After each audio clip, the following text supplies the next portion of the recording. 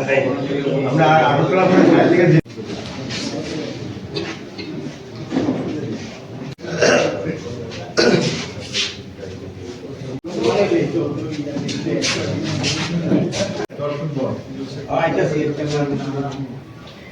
না, ধর্মঘট তো অত্যন্ত মানুষ বাধ্য হয়েই ধর্মঘট করে, কারণ দেশের যা অবস্থা, সাধারণ মানুষ, মানুষ, খাওয়া মানুষ, খেত মজুর, দিন মজুর থেকে আরম্ভ করে সকল অংশের মানুষের উপর যে ভয়ঙ্কর আক্রমণ এখন সংগঠিত হচ্ছে, ন্যূনতম যে অধিকারগুলি ছিল এই অধিকারটা পর্যন্ত এখন ছিনিয়ে নেওয়ার চেষ্টা হচ্ছে।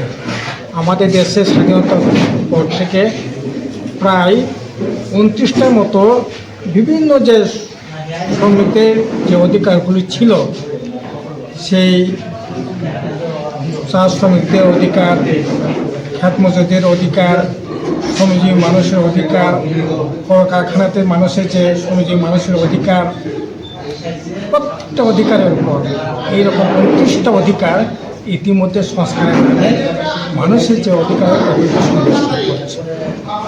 সর্বশেষ যে অধিকারের উপর হাত দিল এটা হচ্ছে রেগা।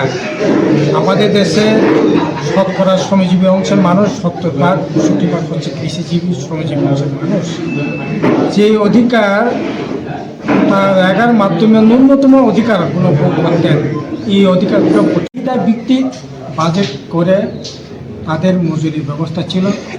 পক্ষে কাজের যে অধিকার, সাইবার যে অধিকার, এটাও পক্ষে গ্যারান্টি ছিল, এটা আইন ছিল।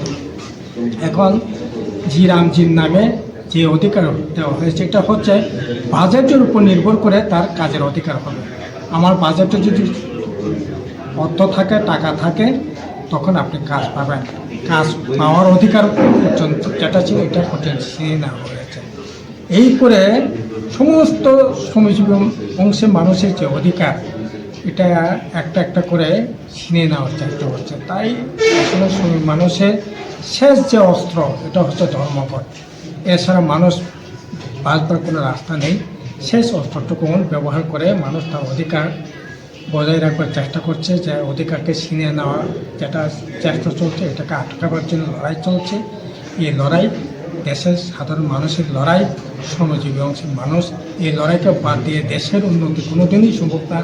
দেশের শতকরা 80% 70% মানুষের তার যে অধিকার, এটাকে বাদ দিয়ে দেশের অগ্রগতি কোনোদিনই সম্ভব না।